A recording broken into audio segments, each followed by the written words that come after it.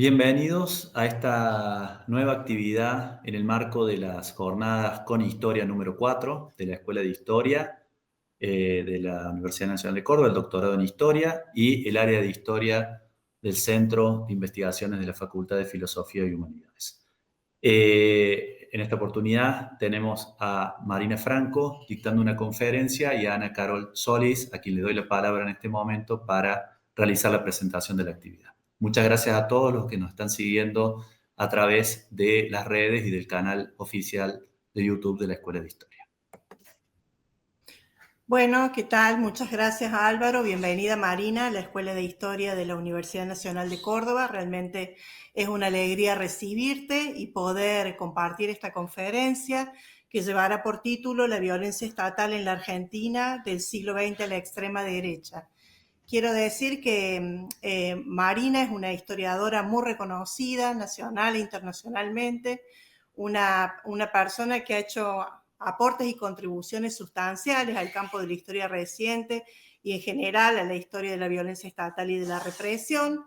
Ella es investigadora principal de CONICET, es profesora de la Escuela IDAES de la Universidad Nacional de San Martín. Se ha dedicado a varios temas, entre ellos se destacan sus aportes consistentes y duraderos en la historia reciente y actualmente estudia en profundidad la historia de la violencia política y estatal en la Argentina del siglo XX. También es una historiadora muy prolífica, tiene muchísimas publicaciones de relevancia. Voy a nombrar solamente algunas.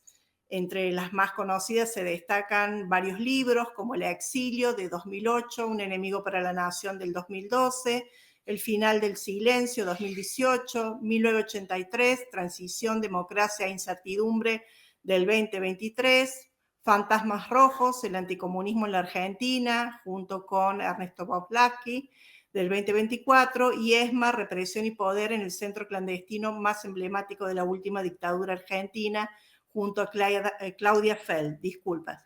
También quiero decir que no solo es una historiadora reconocida y que ha realizado y realiza aportes muy significativos, sino que ella tiene, como muchos otros intelectuales de nuestro país, una labor muy cercana y también muy reconocida en la construcción de políticas de memoria. En particular, ella ha trabajado afanosamente en el armado del sitio de memoria ESMA y a su vez en la más reciente candidatura para la UNESCO del ex centro clandestino. Así que, bueno, para nosotros es un placer que estés aquí.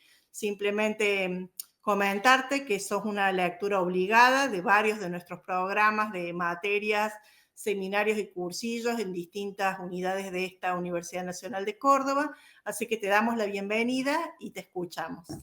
Gracias, Carol. Gracias, Álvaro. Gracias a ambos y a la Escuela de Historia de la Universidad de Córdoba por esta invitación.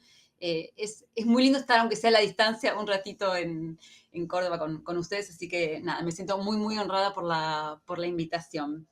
Y vamos a intentar que sea lo más cálida posible a pesar del clima y de la distancia de la virtualidad.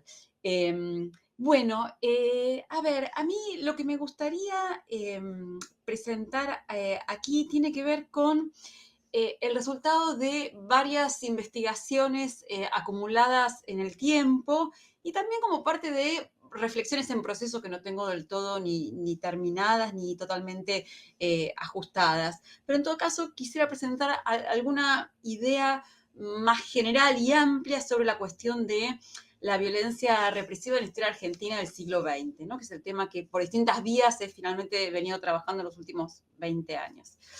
Y en ese sentido, lo primero que quería señalar es por qué me interesa el problema de la represión.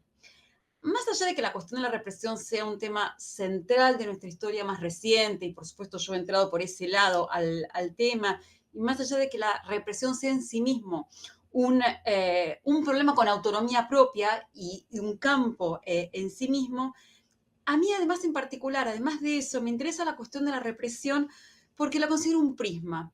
Es decir, pensar la represión me permite pensar una serie de cuestiones que me parecen fundamentales para pensar la historia argentina en su dimensión política, por supuesto, no más allá de eso, no tengo más pretensiones más allá de eso. Pero en todo caso, ¿por qué es un prisma? Porque básicamente me permite pensar, me permite un punto de acceso a un problema central de la historia argentina, que es la conflictividad política. y me permite pensar la conflictividad política, me permite pensar los funcionamientos del Estado y de la estatalidad, me permite pensar actores y agencias, me permite pensar lógicas institucionales, me permite pensar a los actores de las derechas, pero no exclusivamente, me permite pensar a los actores civiles y a los actores militares. En fin, me devuelve una imagen mucho más compleja de la historia política argentina del siglo XX que aquella que habitualmente está mucho más centrada en las dictaduras y los actores militares. Entonces, desde ese punto de vista, vuelvo a decirlo, la represión me parece un gran prisma para acercarme a una serie de cosas y que me permite pensar además fundamentalmente disposiciones y actitudes sociales y dinámicas sociales que son en general bastante escurridizas a la apreciación histórica. Entonces, en función de este planteo, si les parece, les voy a proponer, voy a usar un PowerPoint para poder estructurar mejor la exposición, porque abarca todo el siglo XX o porque tiene sus niveles de complejidad. Entonces, para que sea más ordenado y fácil de seguir, les voy a proponer un PowerPoint que aquí ahora voy a compartir. Vamos a ver si la tecnología nos acompaña. Esperen que vamos a pasar al modo pantalla completa. Ahí estamos. Igual.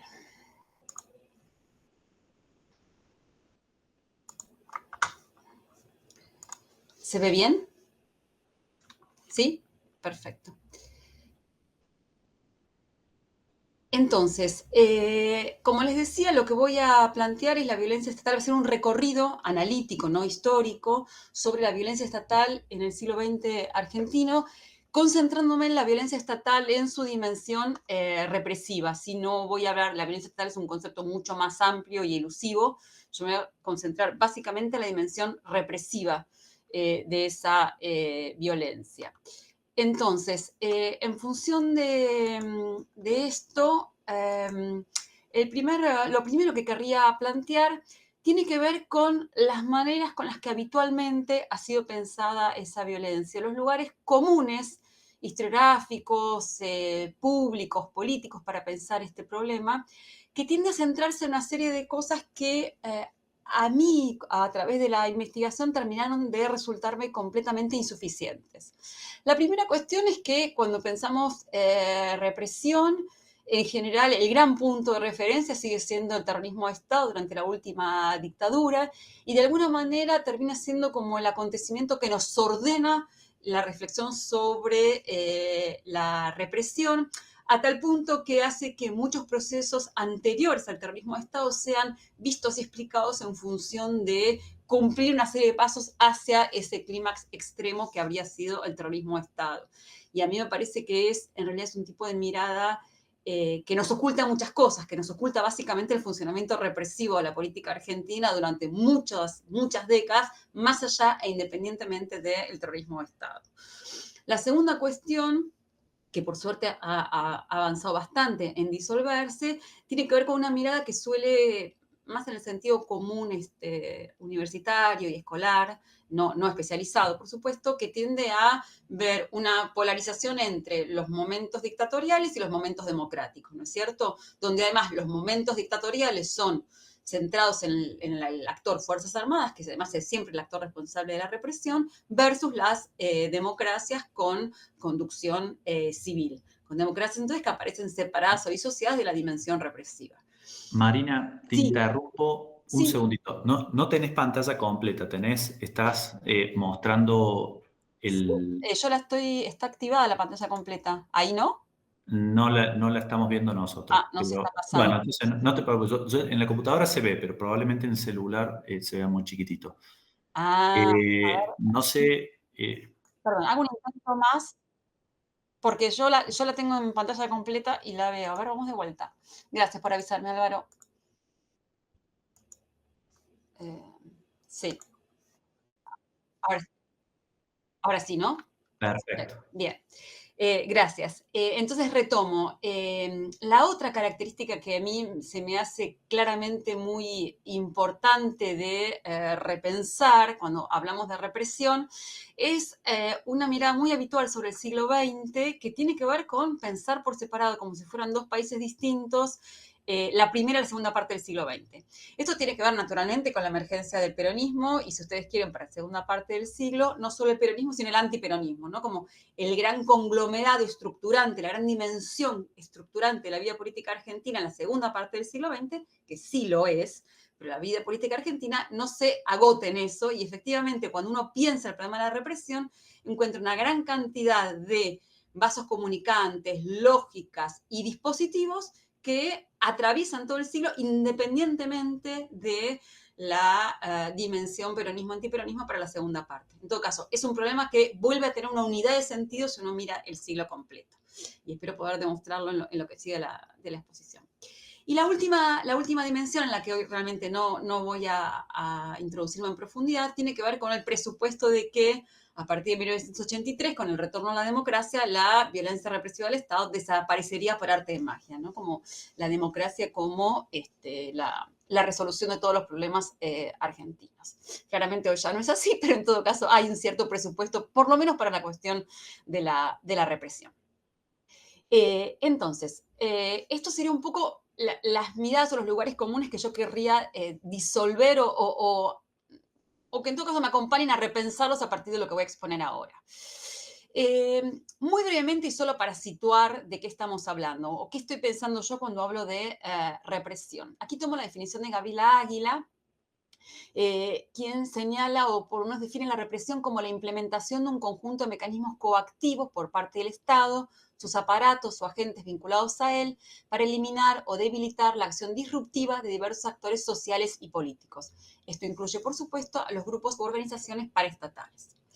En este sentido, la segunda aclaración importante es que hablar de represión es hablar de una dimensión política, porque básicamente involucra al Estado y los actores en el poder. Es decir, más allá de cuáles sean los objetivos de esa represión, si incluso es una huelga, esa represión es política porque es parte de la acción del Estado. Entonces, esta definición de lo político es independiente de las causas, los procesos, los actores, las víctimas, etcétera, etcétera. ¿Sí?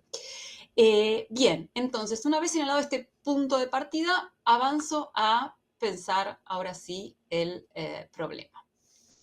Más globalmente, más allá específicamente de la cuestión de la represión, algunas de las dinámicas políticas institucionales que definen y que han definido y se usan de esta manera para pensar el siglo XX argentino, tienen que ver con 4 o 5 cosas que esquematicé y que claramente son conocidas y no requieren tanta explicación, pero las necesito plantear como punto de partida. La primera de ellas es que el siglo XX argentino suele ser explicado, sobre todo en su transcurso central, como estructurado a partir de una inestabilidad institucional, es decir, la alternancia entre dictaduras y gobiernos constitucionales, ¿no es cierto? En su tramo más conocido, entre 1930 y 1983, esto supone la idea de que todos los periodos constitucionales, sean democráticos o de democracias restringidas, por eso uso la palabra constitucional, fueron siempre interrumpidos por golpes de Estado, con la excepción del primer gobierno de Perón, ¿sí? Pero que en todo caso el tramo central del siglo XX se explicaría por esta dinámica. Y mi argumento es justamente que no se explica solamente por esta dinámica. El segundo factor que se desprende de esto es la centralidad de las Fuerzas Armadas en el juego político, ¿no? Justamente interviniendo permanentemente como actor político, como un actor político más, como el partido militar, en este juego y por lo tanto dirimiendo en términos de esta alternancia entre dictaduras y gobiernos constitucionales. El tercer elemento conocido es el recurso permanente a la violencia represiva, como forma de gestión del conflicto y como forma de gobierno. Y a esto es lo que yo voy a profundizar en lo que sigue de la charla. Y aquí lo que quiero enfatizar, y sobre lo que voy a volver, es que la represión aparece como un recurso permanente, tanto de los gobiernos democráticos y constitucionales como de los gobiernos dictatoriales, ¿sí? La otra cuestión fundamental es que esta represión es una manifestación de un fenómeno más vasto que es la violencia política. ¿Sí? La represión tiene que ser pensada como una forma de la violencia política, que efectivamente es un fenómeno omnipresente para todo el siglo XX. Y probablemente la condición fundamental que está por detrás y por delante de esta forma de la violencia política tiene que ver con el cuestionamiento estructural a la legitimidad de la democracia como sistema político que atraviesa todo el siglo XX argentino, por supuesto, desde incluso antes de la reforma electoral de 1912. ¿Sí? Entonces, esto como grandes parámetros para pensar la dinámica política argentina del siglo. Veamos qué sucede estrictamente con la violencia represiva. Como les decía antes, lo que sabemos es que la violencia represiva aparece permanentemente a lo largo de nuestra historia política como una manera de responder al conflicto social y al conflicto político. Es decir, el Estado responde reprimiendo frente a los conflictos. Que esta represión se estructura material y discursivamente a partir de delimitar una serie de sectores de la población que son considerados peligrosos externos al cuerpo social. Desde luego esto no significa que en 1902, en 1930 o en 1955 o en 1976 esos sectores sean los mismos, sino que el principio con el cual se articula y se pone en marcha la represión tiene que ver con recortar sectores de la población, segmentos sociales considerados peligrosos, que por supuesto cambian en el tiempo de manera muy marcada. No me voy a detener en eso, estoy como mostrando las grandes líneas.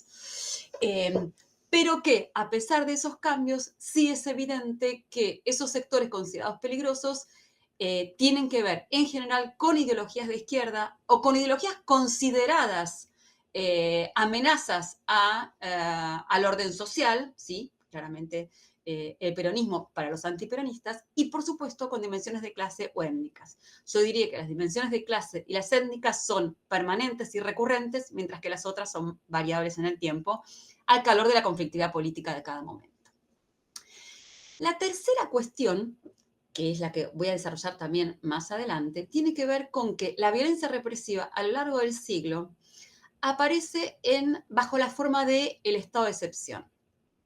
Y el estado de excepción me interesa porque en particular es una forma en que el Estado pone en marcha lógicas represivas que permite la legitimación de esa represión en contextos constitucionales, ¿sí?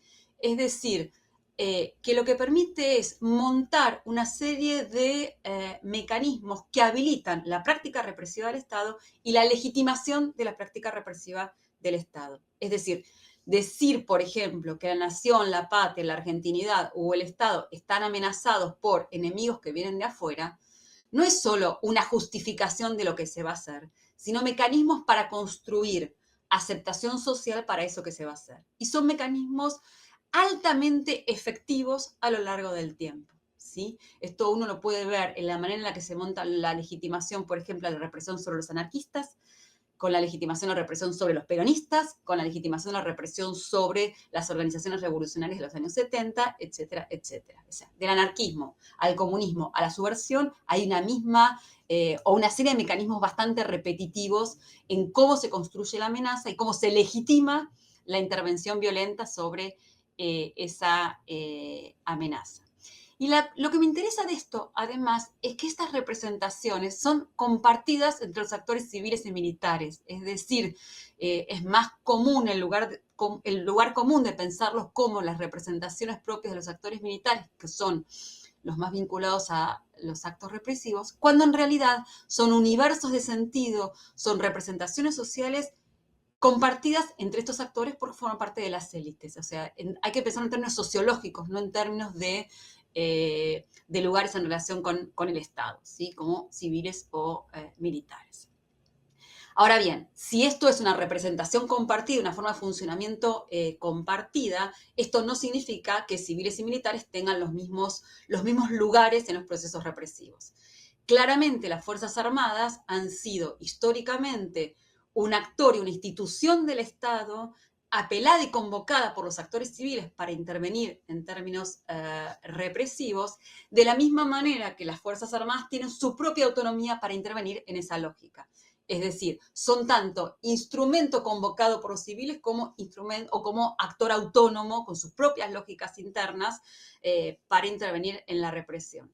Y estas lógicas internas tienen que ver básicamente con algo que es bien conocido, que es la idea de las Fuerzas Armadas como reserva moral de la nación y como fuerza superior a la conflictividad, el caos o el desorden de los actores civiles. Y por supuesto, esto se remonta mucho antes de 1955 y mucho antes de la Guerra Fría. Yo ahí creo que hay otro presupuesto del sentido común que supone que las Fuerzas Armadas empiezan a intervenir represivamente solo después de 1955 y eso no es así en absoluto. Y la última cuestión que me interesa mucho para pensar la represión, que tampoco voy a poder profundizar aquí, pero me parece absolutamente fundamental para entender la complejidad del problema, es que la represión es un proceso multidireccional. Es decir, no podemos pensar la represión como una fuerza que desciende de un Estado todopoderoso sobre una sociedad víctima de esa violencia, sino que las lógicas con las cuales se habilita, se construye y se pone en marcha la represión son lógicas que forman parte de la sociedad civil. Por eso hablaba antes de la importancia de entender la legitimidad social de la represión. Pero además, cuando la represión se pone en marcha y se ejerce, suele liberar fuerzas violentas dentro de la sociedad civil. Es decir, suele generar violencias horizontales dentro de la sociedad civil, formas de persecución dentro de la sociedad civil, formas de enemización dentro de la propia sociedad. Es decir, no puede ser pensado como un proceso vertical, sino con un proceso vertical con lógicas a su vez horizontales, de salida y de llegada, ¿sí? Y estos tal vez son los fenómenos más complejos para pensar la represión. Les voy a dar un ejemplo. La Semana Trágica de 1919 no puede ser pensada solamente si uno piensa la represión puesta en marcha por el gobierno de Irigoyen a partir de las policías, las Fuerzas Armadas, etcétera, sino también, básicamente, por la violencia que eso libera, que va a dar lugar a la matanza que se produce especialmente en la ciudad de Buenos Aires por parte de grupos armados de las élites y las clases medias empujadas a la matanza de inmigrantes, judíos, activistas, obreros, etcétera. Entonces, este último fenómeno es fundamental para pensar la dimensión de la represión. Ahora bien, ¿cuál es la impresión o cuál es, diría yo, ya en términos como de construir alguna alguna suerte de síntesis de esto? ¿Qué es lo que encuentro mirando las lógicas represivas a lo largo del siglo XX en la Argentina?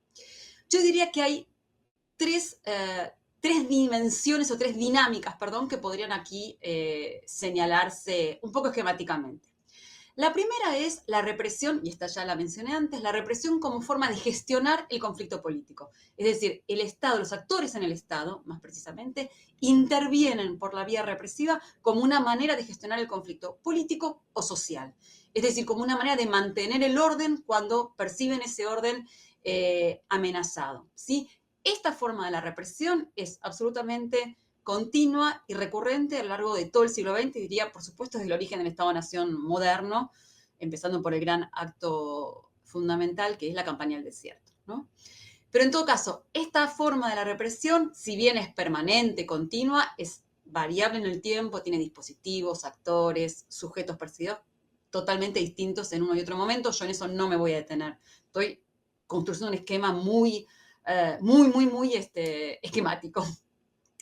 En todo caso, en algunos momentos esta violencia es sistemática y en otros momentos es con intervenciones mucho más puntuales, si ustedes quieren.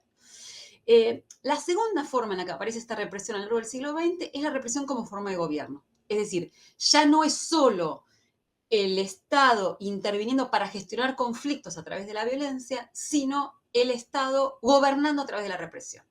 Y desde luego las dictaduras, todas las dictaduras del siglo XX son un ejemplo de eso, es decir, insisto, la represión como manera de gobernar, pero también, y este es el punto que me interesa poner el acento, esto aparece en algunos periodos constitucionales en lo que se llama el estado de excepción, es decir, momentos constitucionales, sí, con mayor o menor democracia, pero en todo caso momentos constitucionales de vigencia del Estado de Derecho, donde las lógicas represivas terminan siendo el centro de la actividad de gobierno al punto de destruir el propio Estado de Derecho. Eso es lo que yo llamo estado de excepción. Y ahora voy a mencionar 2 o 3 ejemplos bien concretos. La tercera forma de la represión en el siglo XX es cuando la represión es la forma de gobierno, ¿sí? Pero no solo es la forma de gobierno, sino además es el objetivo mismo de gobierno. Y ahí claramente yo diría que el terrorismo de Estado de los años 70 es la muestra acabada de esto.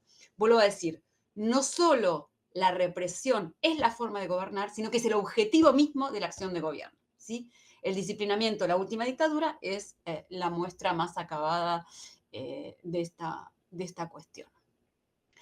Entonces, para concentrarme ahora en lo que me parece de estos ejemplos, perdón, de estas formas en que se manifiesta la represión estatal, quisiera concentrarme en aquella que es menos conocida o en todo caso me interesa más profundizar por su gravedad, que es la lógica de los estados de excepción. Vuelvo a repetir la idea. Aquellos momentos en que la represión se transforma en una forma de gobernar al punto de que termina disolviendo el Estado de Derecho. ¿Sí? Es decir, que aquello que comienza a ser un gobierno, aquello que empieza siendo un gobierno constitucional con mayores o menores niveles democráticos, lo digo así para poder incluir los periodos de democracia restringida con proscripción del peronismo.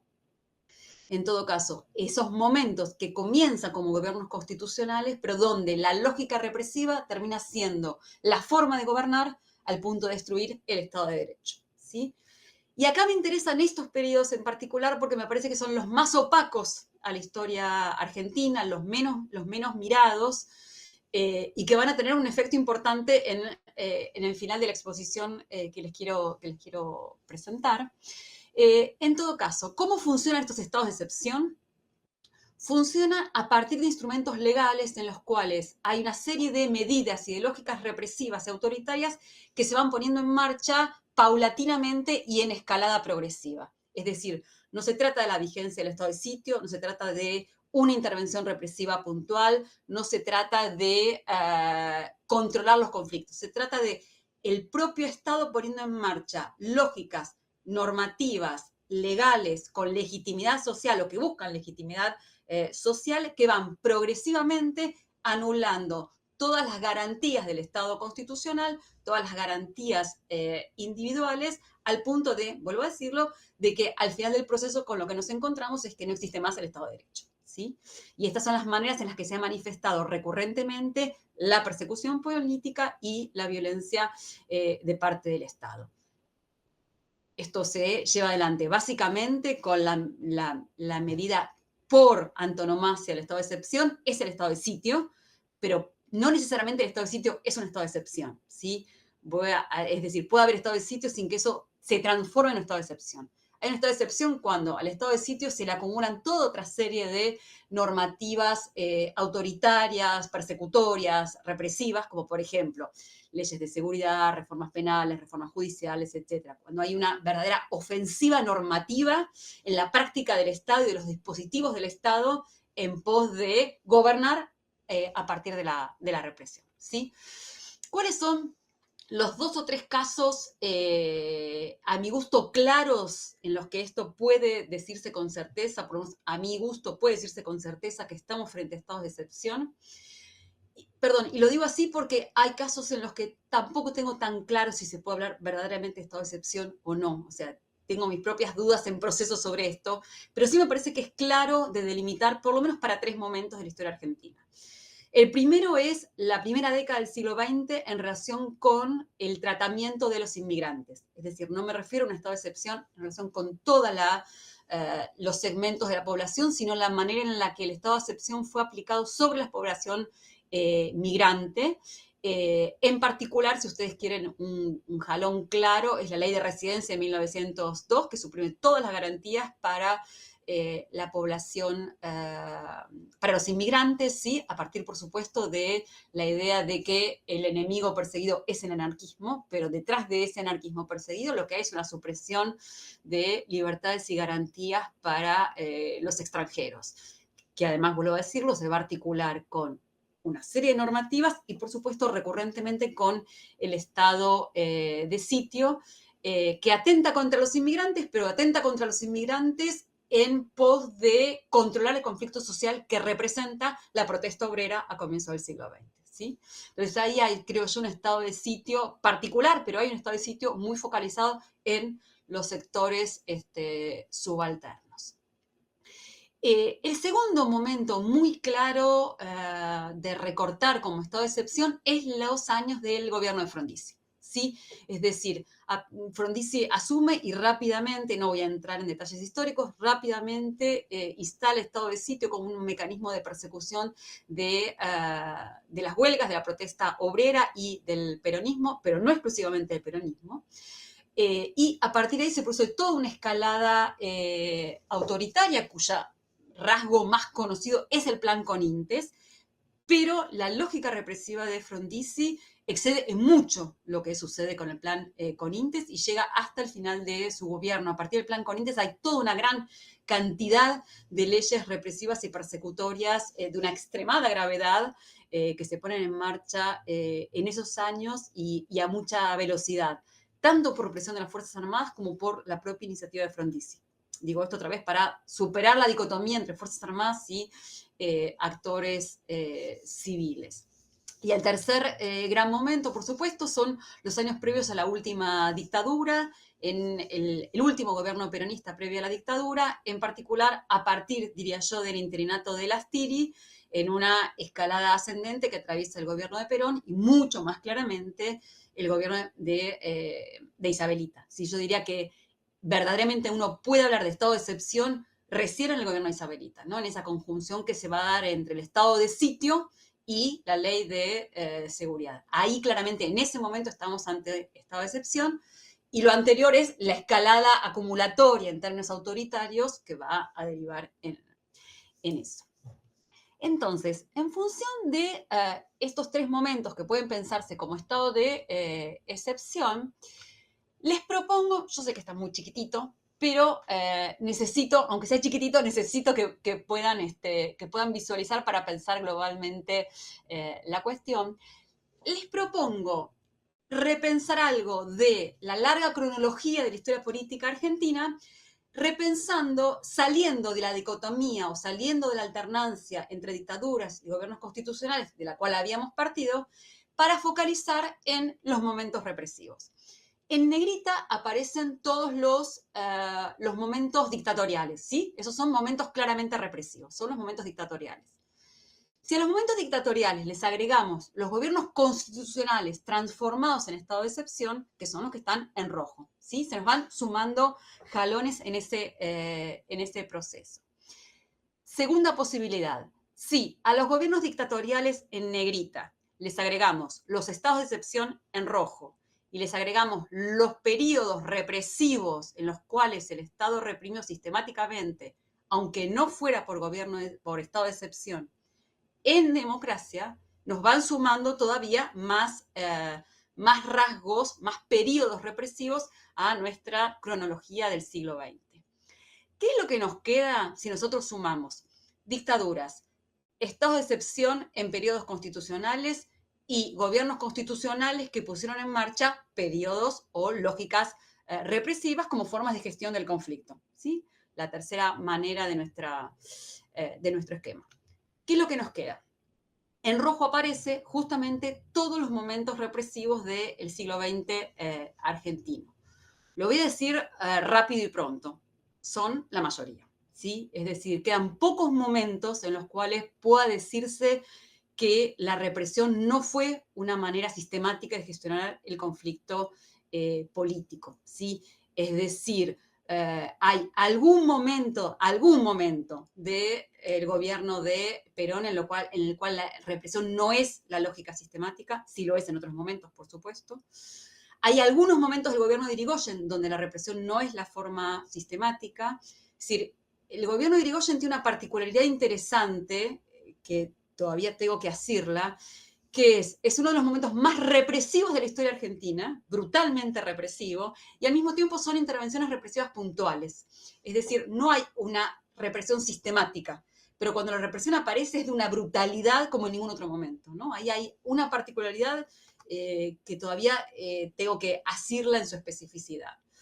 El otro momento no claramente represivo en términos sistemáticos es el gobierno de Ilia, con una particularidad interesante, que a Ilia se lo cuestiona permanentemente por no declarar estado de sitio. Es decir, la oposición política le pide a Ilia todo el tiempo que intervenga a través del estado de sitio.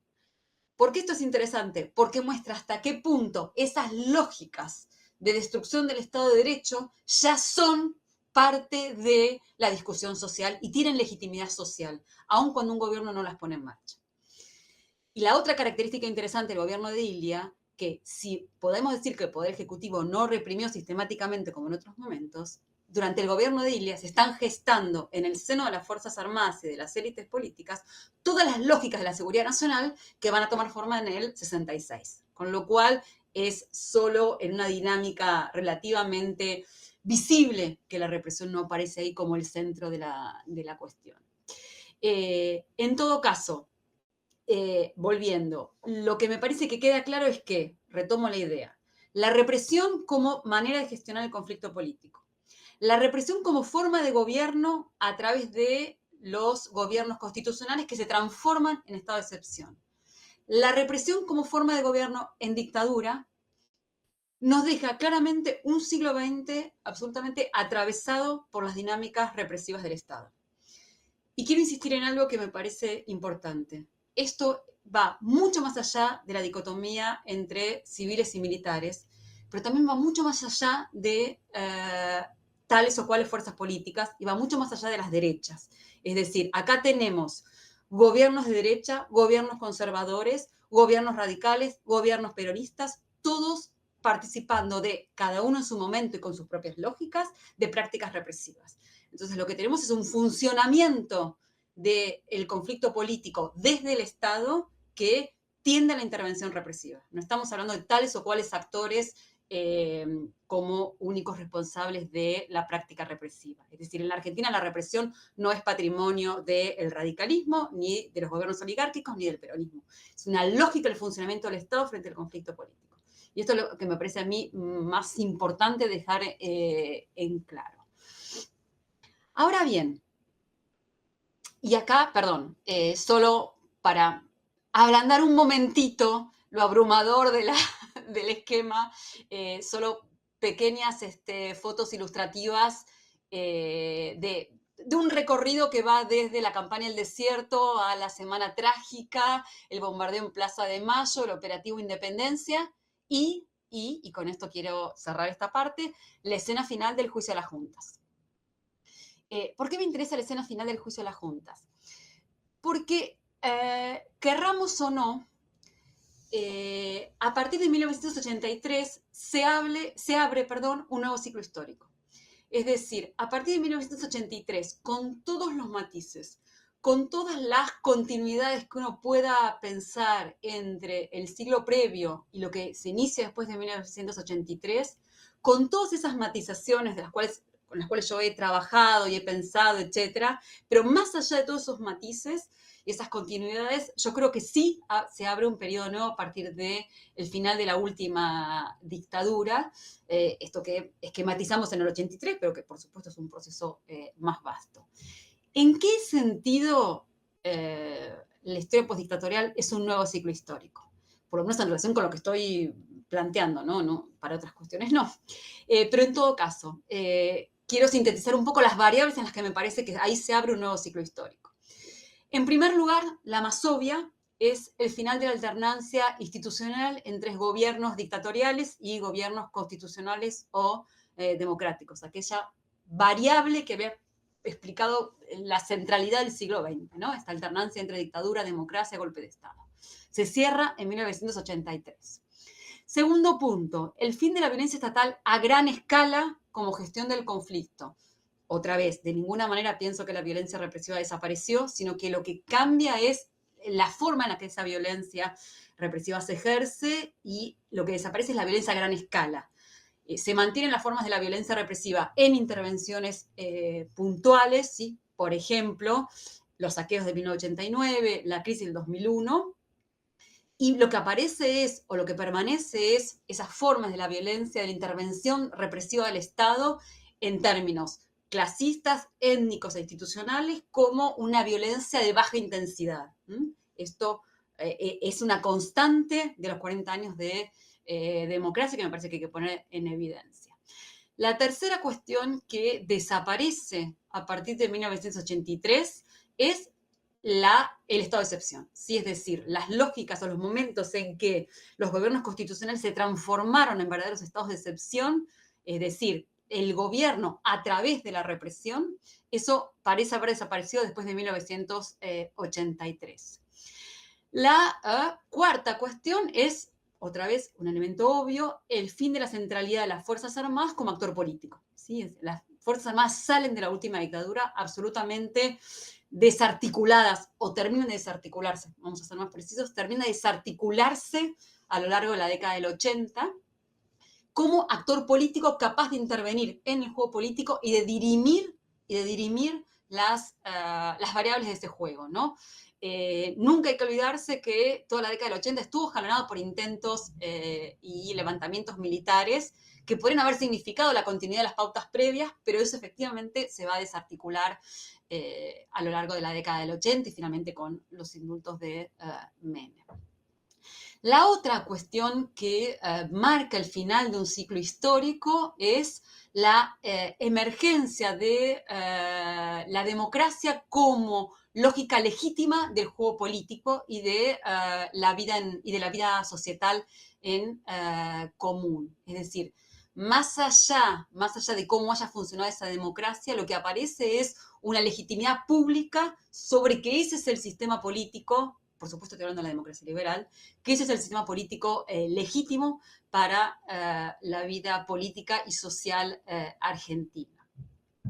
Desde luego, esto va de la mano, absolutamente estrecha, íntima, diría yo, de yo aquí puse aprendizaje. Es aprendizaje y es aceptación, más bien, de el juego democrático por parte de las derechas autoritarias. Es decir, no hubiéramos tenido 40 años de dictadura, 40 años de democracia, si las derechas que antaño intervenían permanentemente en el juego político por la vía golpista y autoritaria, no hubieran aceptado a partir de 1983 ese juego democrático, ¿sí? Claramente la primera forma de esto es, con alguna proyección nacional, es la UCD en los años 80, pero a partir de ahí ustedes pueden pensar cómo esto va a ir construyéndose en el tiempo, hasta el gobierno de Cambiemos, y por supuesto el gobierno actual. Hay ahí un aprendizaje de la lógica, o una aceptación de la lógica democrática. Y por último, de la mano de esto, la legitimidad y la aceptación social del paradigma de los derechos humanos de la mano de la legitimidad de la democracia. Ahora bien, como les decía, yo creo que esto constituye el cierre de un ciclo histórico en torno a la posdictadura, vamos a decirlo laxamente, la posdictadura, y la apertura de un nuevo ciclo a partir de entonces y para los 40 años que siguieron a ese proceso, ¿sí? Naturalmente, y supongo que a esta altura les debe ser bastante elocuente, la pregunta es por el presente, ¿sí? Y yo creo que voy a esquematizar algunos de los rasgos del presente. Yo creo que el presente nos pone o nos replantea una pregunta sobre ese ciclo histórico que acabo de explicar, que se abre en 1983. ¿Qué elementos del presente elijo para esto? Y voy a ser bastante breve y rápida, también por una cuestión de tiempo. Diría, en primer lugar, la reaparición de un dispositivo discursivo central de la política, centrado en la construcción de enemigos absolutos y eliminables. La reaparición del anticomunismo como eje ideológico del dispositivo de enemización, es decir, de construcción de enemigos. La reaparición del estado de excepción en una primera dimensión, que es la concentración de poderes y atribuciones en el poder ejecutivo, con la supresión de la autonomía de los poderes. Una segunda dimensión del estado de excepción, que es la restricción de las libertades, la persecución ideológica, los avances autoritarios, el fortalecimiento de la acción de las fuerzas de seguridad sin garantías individuales, lo que acaba de suceder la semana pasada. la habilitación de las fuerzas de seguridad y de dispositivos represivos sobre la población a través del uso del miedo, con el objetivo de generar miedo y disciplinar a través del miedo. La liberación y autorización de nuevas violencias sociales y políticas desde la sociedad civil y en la sociedad civil. El fin de los consensos sobre los derechos humanos, es decir, además, el uso del pasado a través de los argumentos que llamamos en general negacionistas para habilitar las violencias represivas del presente, la deslegitimación de la democracia como sistema político y como forma de vida en común. Me parece que cada una de estas cosas es, diría yo, el corte, cuando no el retorno de formas de la vida política argentina previas al ciclo abierto en 1983. Hay en este cambio, diría, una serie de retornos a lógicas del pasado y al mismo tiempo de novedades. En todo caso, para ahora sí concluir, creo que estamos ante la negación y el rechazo de la cultura política y democrática contemporánea, aquello que aparecía como nuevamente construido en 1983, el retorno a formas y prácticas de la violencia política y represiva del pasado, y la novedad probablemente es la violencia y la crueldad vertical y horizontal con aceptación social, que es realmente, o efectivamente, una de las grandes, diría yo, más conmovedoras y más graves rasgos del presente. Entonces, la gran pregunta frente a esto es si el momento actual y estas variables que se están desarrollando son nuevas formas de cómo va a funcionar la democracia argentina, o estamos tajantemente frente a un nuevo ciclo histórico que cierra el de los 40 años de democracia abierto en 1983 y abre otro nuevo ciclo, o si esto se inscribe más ampliamente en un ciclo global de las democracias iliberales de las extremas derechas de Occidente. En todo caso, la pregunta está absolutamente abierta y es tan grave política e históricamente como se pueden imaginar. En todo caso, a mí personalmente me atraviesa visceralmente como historiadora y como ciudadana de este país. Bueno, dejo entonces por aquí, cierro la exposición, cierro el PowerPoint y estoy totalmente disponible para el intercambio. Bueno, muchísimas gracias, Marina. Realmente excelente tu presentación. La verdad es que yo parto de esto último, ¿no? Me parece que justamente la mirada que traes es la que permite una mirada histórica de largo plazo, pensar sobre las coordenadas del presente con un grado de complejización y de mixtura temporal que creo que es sumamente valioso. En ese sentido, rescato algunas líneas nada más de tu exposición, no para reponerlas, pero sí que me parece que son centrales para tener en cuenta no solamente el aporte central a discutir las periodizaciones en las que pensamos que la historia de la represión puede ayudar a explicar fenómenos complejos, sino también esta invitación a que sea una forma de vertebrar una discusión más, si se quiere, más consistente en relación a otras perspectivas, como por ejemplo la nueva historia política, etcétera, diferentes corrientes historiográficas que en general se reproducen en los programas de la formación de grado y de posgrado, pero que no guardan una discusión, si se quiere, más horizontal entre núcleos de problemas que podrían ayudar a iluminar de una manera más compleja los procesos contemporáneos, recientes y actuales de la historia argentina. Así que eso me parece un aporte fundamental. Por otro lado, también destaco de tu intervención una línea que creo que es sumamente provechoso también, y es esta idea de pensar que el análisis específico, riguroso sobre la historia de la violencia estatal no solo dice del Estado y de los actores que lo ocupan y de los grupos sociales a los que pertenecen, sino que también ayuda a mirar la sedimentación de diferentes tipos de violencias en la sociedad, que creo que eso también ha sido muy importante en tu presentación. Vuelvo a insistir, para generar cada vez mayor fecundidad de los diálogos en términos más horizontales, no pensar que la historia social va por un lado, la historia Claro. política va por otro, ¿no? Me parece que eso es fundamental. Por otra cuestión, también me pareció que fue un ejercicio sumamente dinámico el que presentaste sobre la cronología de la historia nacional y cómo con preguntas mucho más precisas podemos ayudar a desarmar, ¿no? Formas todavía muy ligadas de interpretación, si se quiere, poco problematizadas de presentar la sucesión de regímenes democráticos y dictatoriales en la historia argentina, ¿no? Me parece que realmente tu exposición nos invita a reflexionar claramente cómo se presentan también en la formación, la sucesión de las presidencias y los problemas que se nos permite romper la cronología y pensar en periodizaciones más complejas.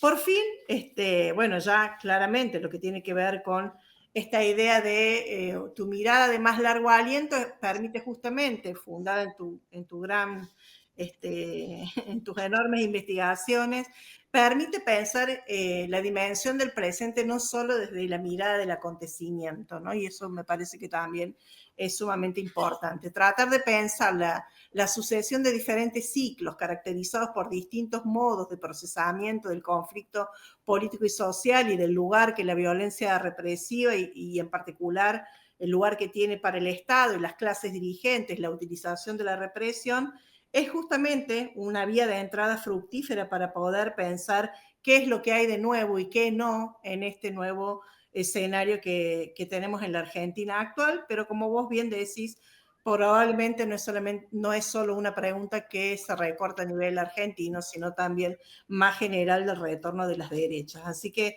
me parece que en síntesis, yo creo que tu exposición nos trae varias cuestiones para seguir pensando, pensar en las continuidades y discontinuidades, pero pensar a mí me pareció muy sutil tu efecto, tu discurso respecto de las gradaciones, ¿no? No se trata solamente de identificar cambios y permanencias, sino también de poder especificar diferentes gradaciones, no se trata de igualdades, ¿no? Y me parece también que, bueno, vos has hecho un gran aporte para llamar la atención sobre la construcción histórica y política de las amenazas. Y cómo estas amenazas son construcciones sociohistóricas, sociopolíticas, que se recrean en diferentes momentos, que buscan generar legitimidad y que en algunos momentos históricos se traducen en corpus normativos específicos y leyes, pero también se traducen en prácticas muy concretas, ¿sí? De enemización, de estigmatización y de reproducción de una violencia social que es más amplia que la que el propio Estado reproduce. Así que, bueno, me ha parecido sumamente interesante. Ahora le damos la palabra a Álvaro para que nos comparta si quiere algunas preguntas. Yo por mi parte no tengo una pregunta específica. Sí, en todo caso, si vos querés ampliar algo más sobre la coyuntura actual en la que vos estás planteando el retorno de formas anteriores de procesamiento político institucional, ¿cuáles serían para vos los aspectos más novedosos del escenario actual? Eso es. Álvaro, ¿querés recoger alguna pregunta? Gracias, Carol. Por supuesto, gracias, Marina, por excelente conferencia. Sí, tenemos un par de preguntas en el chat. Juan Ignacio te pregunta, Marina, dice, sí, ¿hay alguna relación entre estos tres modelos de ejercicio de la represión y el tamaño o alcance de los, entre comillas, enemigos? Chacha Villagra pregunta, bueno, dice, excelente la profesora, gracias. Y te pregunta, ¿le parece que el intento de magnicidio de Cristina Fernández ocupa algún lugar en este posible nuevo ciclo de violencia política en Argentina? Álvaro, ¿quién era la persona de la segunda pregunta? La segunda pregunta, ¿cómo estaba formulada? Perdón. No, el nombre de la persona. Chacha Villagra. Bien. Bueno, también siguen algunas opiniones. No sé si querés ir contestando eso. Después tenemos intervenciones de Marta Fil, Paul Hatassi, ¿Preferís que te lea todas juntas o Si esperamos? hay preguntas o comentarios sobre los que pueden intervenir, sí, sí, dámenos todos Bueno, juntos, junto, por favor. Marta Philp, bueno, también te agradece, dice, trae a colación el hecho de que esta semana también conversamos con Ezequiel Adamowski y te pregunta, ¿cuál es tu mirada acerca del concepto de individualismo autoritario como base de este momento político? Y Paul Hatassi, ¿no? Dice, bueno, comenta, dice, la visión de la posible inauguración de un nuevo periodo. Pregunta, ¿cómo convivirían los estados de excepción, entre comillas, y la nueva cultura de derechos humanos?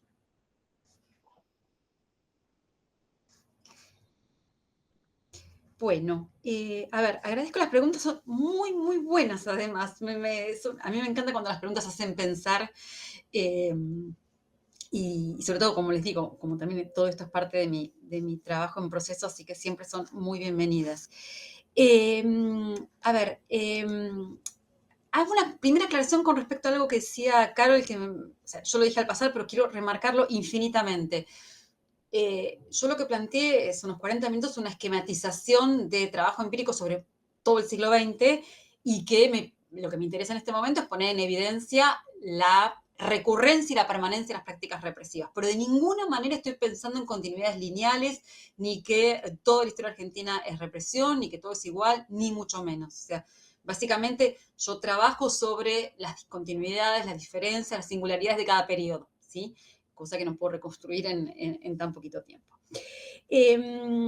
Me encantó, Ignacio, la pregunta sobre la relación entre las formas y el tamaño de los enemigos. Y yo eh, diría lo siguiente, en realidad el tamaño de los enemigos es una construcción de los propios agentes en el Estado, en este caso, ¿sí? De los propios agentes que ejercen la violencia. Es decir, hay una dimensión que uno podría objetivar, es decir, por ejemplo, qué nivel de conflictividad política obrera hay en algún momento y qué nivel de, no sé, de emergencia de grupos armados dentro de la sociedad civil hay en otro momento. Esas son dimensiones objetivables, ¿sí? Pero más allá de las dimensiones objetivables, lo que sucede en los fenómenos de represión, y por eso a mí me interesa particularmente la dimensión simbólica, es que la construcción de la amenaza no tiene necesariamente correlación directa con el fenómeno objetivable, ¿sí? Es decir, que el sentimiento recurrente de que el orden social está en peligro, está amenazado, que suele ser el argumento fundamental para la intervención en los estados de excepción, no tiene correlación de ninguna manera con el nivel de amenaza que puede existir. En general, nunca es amenaza, ni siquiera lo que hay es conflictividad social o conflictividad política. Si eso se construye como una amenaza al orden, ¿sí? Ahí es donde se habilita la intervención del Estado. Entonces, lo más importante de estos fenómenos es entender lo que se llaman los procesos de enemización, cómo se construye un enemigo. Esos procesos de enemización no tienen o tienen una relación muy mediada con la presencia objetivable de conflictos sociales o de amenazas al orden, ¿sí? Entonces, vamos a un ejemplo, si ustedes quieran, si lo pienso, el gobierno de Frondizi es donde la manera en la que Frondizi interviene tiene poco que ver realmente con un problema social o político real, más allá de la presencia del peronismo. Pero el peronismo de ninguna manera representaba, salvo en la construcción simbólica de que persigue el peronismo no representa de ninguna manera un peligro al nuevo statu quo antiperonista, ¿sí? Entonces, ahí hay una construcción cuasi fabulatoria y conspiranoide sobre la existencia de esa amenaza. Y lo mismo sucede clarísimamente en toda la primera parte del siglo XX con respecto al comunismo, ¿no? Toda la persecución obsesiva sobre el comunismo en los 20, en los 30, etcétera, es completamente conspiranoide y desde un agigantamiento desde el sentimiento del orden amenazado que no se condice con los fenómenos políticos reales, ¿no? Y ahí sí, claramente la dimensión, lo que juega es la dimensión internacional. O sea, es lo que se llama el miedo rojo, el resultado de los temores de las élites políticas, culturales, empresariales, frente a la fantasía de una revolución socialista en la Argentina. por supuesto, existe un partido comunista que va creciendo fuertemente en los 30, existen antes los grupos anarquistas como actores reales y de peso en la escena política y social, ¿sí? Pero eso no se condice con la manera en la que las élites en el Estado reaccionan. Entonces, con esto quiero decir, Ignacio, que la pregunta por el tamaño es una pregunta engañosa, ¿sí? El asesinato de Cristina, sí, es una gran pregunta. Para mí es un punto de inflexión que quedó, bueno, en la avalancha de los cambios políticos en Argentina, quedó minimizado, pero es de una extraordinaria gravedad. Pero al mismo tiempo es esa gravedad en la que se visibiliza cómo algo ha ido cambiando, sin que nos diéramos cuenta que iba cambiando. Es decir, es como la punta del iceberg que nos permite ver algo que ya estaba en proceso de transformación en los años previos. Pero yo creo que ahí el punto de inflexión es la falta de condena de una parte de la derecha argentina a ese intento de asesinato, ¿no? Ahí había algo que se quebró brutalmente.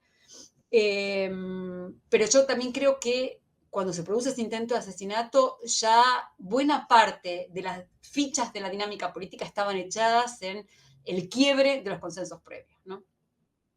La noción, Marta, la noción de individualismo autoritario, sí, a mí me parece absolutamente útil, me encanta, diría yo, la uso, la noción de Ezequiel Adamowski sobre individualismo autoritario, porque me parece que permite entender buena parte del cambio en las subjetividades contemporáneas.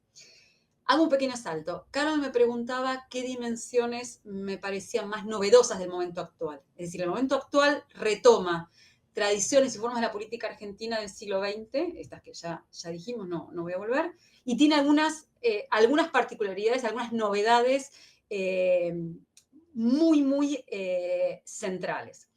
Una de esas novedades tiene que ver, y que yo no la tomé, porque son las dinámicas políticas, pero que es fundamental, que es lo que llamamos la subjetividad neoliberal, ¿sí? Esa es la gran novedad contemporánea, que por supuesto no es argentina. Dentro de esas subjetividades neoliberales, podríamos pensar que en el espacio político argentino, en el espacio sociocultural argentino, se van gestando entre el impacto de la última dictadura, los años menemistas y los últimos años, el giro a la derecha de los últimos años. Dentro de ese proceso, lo que se llama, o lo que se quiera damos que llama individualismo autoritario, me parece que es la forma más extrema en que esa subjetividad neoliberal aflora en el contexto argentino contemporáneo, y a mí me parece de una gran lucidez para pensar las dinámicas sociales y, yo diría, el estar de los sujetos en el tiempo y en el espacio en Argentina, ¿sí? El cómo estar en el espacio social está definido, me parece a mí, por esta noción tan rica del individualismo autoritario. O sea, no es meramente el neoliberalismo, sino además el neoliberalismo hecho carne de manera autoritaria. En ese sentido, cómo se articula el estado de excepción y cultura de los derechos humanos no se articula. Me parece que lo que tenemos a la vista claramente es la disolución de esa legitimidad. Y acá hago una pequeña aclaración solo para no hundirnos en la profundidad de la crisis en la que estamos, que es muy grave. Es decir, lo que desapareció es algo que parecía ser, tal vez parecía ser, el gran consenso en favor de los derechos humanos en la Argentina. En primer lugar, tal vez nos equivocamos y nos dejamos llevar por la pregnancia pública del discurso de los derechos humanos, o los actores que lo movilizaban dentro y fuera del Estado, y creímos que eso era un consenso establecido y que eso era parte del discurso hegemónico argentino. Ahí tal vez en primer lugar nos equivocamos.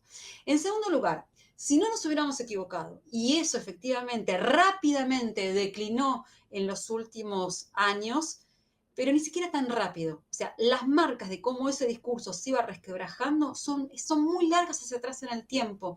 Es decir, les doy otro ejemplo. La desaparición de Santiago Maldonado, ¿sí? Cuando desapareció Santiago Maldonado, buena parte de la mirada pública fue que, bueno, la sociedad argentina se moviliza frente a lo que considera inaceptable, que es la desaparición de un ciudadano en plena democracia, ¿sí? En primer lugar, no es el primero que desapareció, de ninguna manera, ¿sí?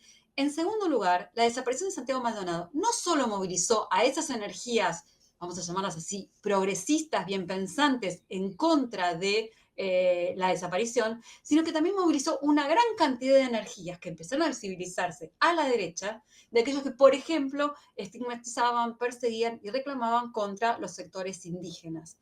Entonces, ¿qué quiero decir con esto? Meramente como ejemplo. Que la manera en la que el discurso de los derechos humanos o el discurso de la democracia estaba siendo socavado tiene raíces mucho más largas, en primer lugar. O tal vez ni siquiera estaba siendo socavado. Ese discurso nunca fue tan central ni tan estructural en la vida política argentina como quisimos pensar, ¿no? Entonces, lo que está emergiendo ahora es una fragilización de algo que venía de larga data o que nunca tuvo la entidad que quisimos pensar. Yo creo que como, ahora sí, como profesionales de la historia de las ciencias sociales, el momento actual no nos pone solo a repensar el momento actual, sino las maneras en las que pensamos todas las décadas previas. ¿Sí? Es bastante más interesante el ejercicio en el que nos pone. O sea, nos pone frente a la crisis del sentido de lo que construimos con nuestro propio relato societal en estas décadas. Y la última cosa que digo en ese sentido, y decía, bueno, para no tener una nota tan negativa, es que tampoco yo creo que haya desaparecido completamente esa cultura de los derechos humanos. Es decir, y lo mismo sucede en relación con el discurso sobre la dictadura. Tenemos la impresión de que el discurso de las derechas es tan fuerte, tan virulento, que lo arrasa todo, que creemos que otra vez ahora es el discurso hegemónico, ahora es el discurso único. Yo creo que es un discurso muy fuerte, muy visible, con la entidad que da el control de los resortes del Estado a estos actores de las derechas para elevar su voz y para ponerlo en práctica a través de una serie de medidas, dispositivos, normativas, políticas, ¿sí? Pero eso no significa que todo lo otro haya desaparecido.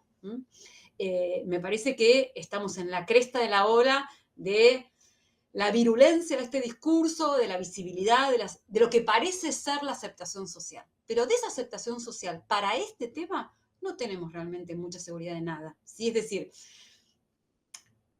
lo que parece ser aceptación social, por ejemplo, para las políticas de achicamiento del Estado en función de controlar la inflación, tal como se presenta como argumento desde parte de las derechas, eso parece tener alguna forma de aceptación social más vasta, aunque sea momentánea, tampoco lo sabemos.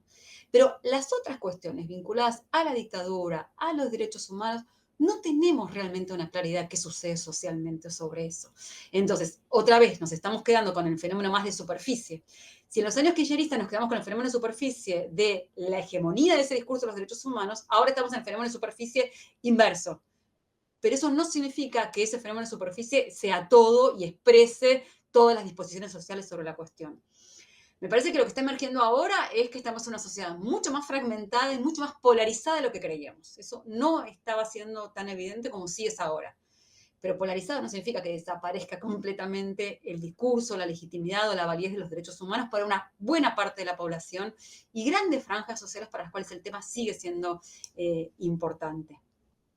Con esto no quiero vender ningún buzón de ilusiones, solo digo que cierta mirada cuidadosa, más científica, obliga a no pasar de una punta a la otra del péndulo, no más que eso, ¿no?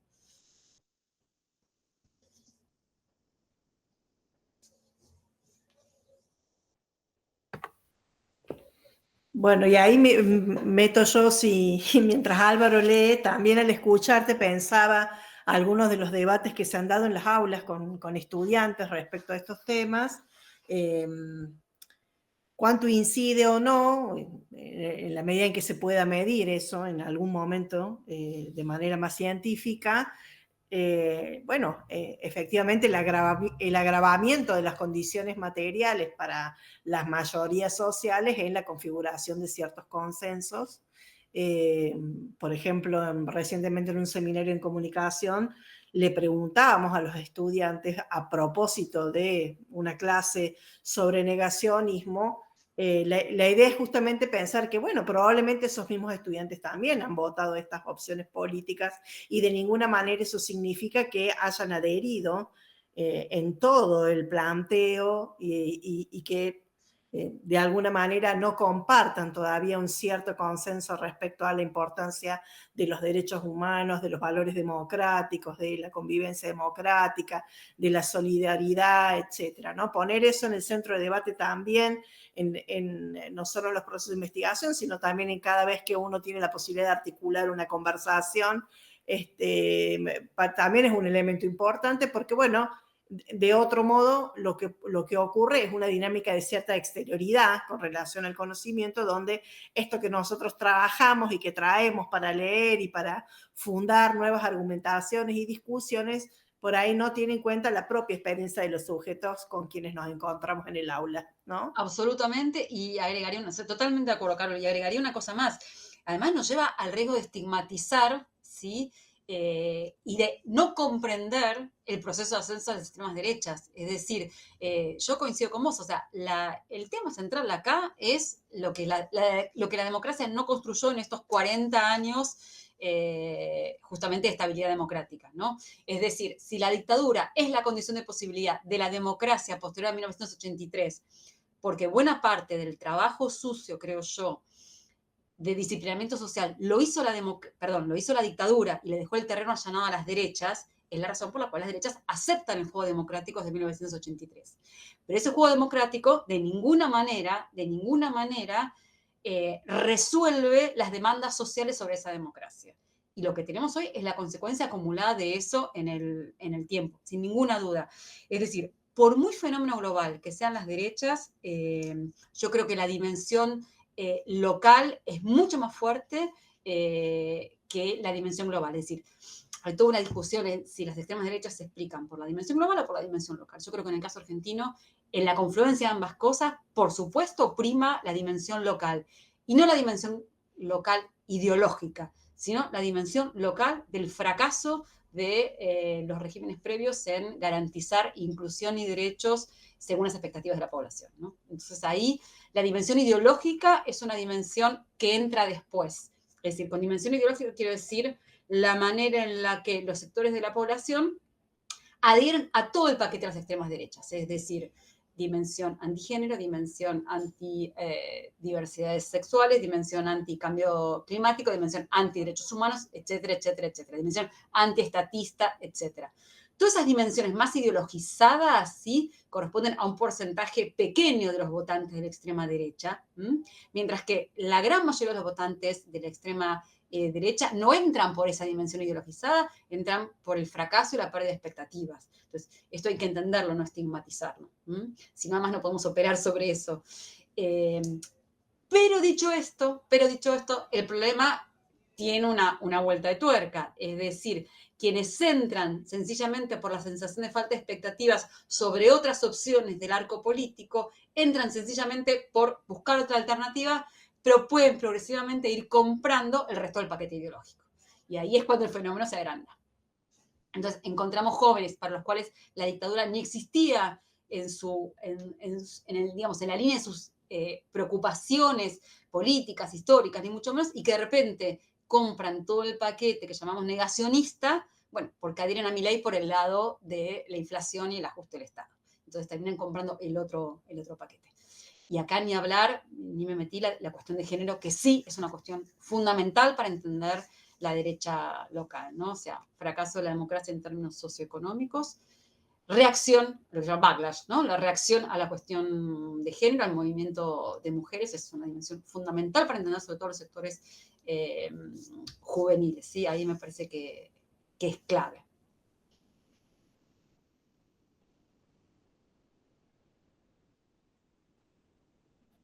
Bien.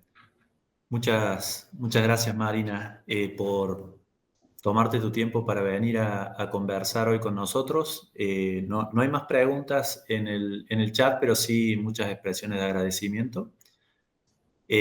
Nos dejas pensando y más en este contexto, que además aprovecho de nuevo para agradecerte el sumarte a esta actividad, incluso en un día de paro, en el que estamos los docentes universitarios reclamando por mejores salarios y mejores condiciones de trabajo, y en una situación de extrema gravedad a esta altura. Perdón un segundo, Álvaro. Todo lo que planteé es mi manera política de adherir al paro. Seguro. Agradecerles también a todos los que nos han seguido por el canal de YouTube y presencialmente en las actividades que así lo han sido durante esta semana. Recordarles que pueden suscribirse al canal de la Escuela de Historia para poder acceder a los contenidos de las anteriores con historia. Y bueno, saludarlos y invitarlos a seguir defendiendo la universidad pública, como acá lo ha hecho Marina también a través de la historia y a través de venir a darnos esta excelente conferencia para dejarnos pensando todo el fin de semana. Muchas gracias. Cerramos la transmisión de la conferencia ahora.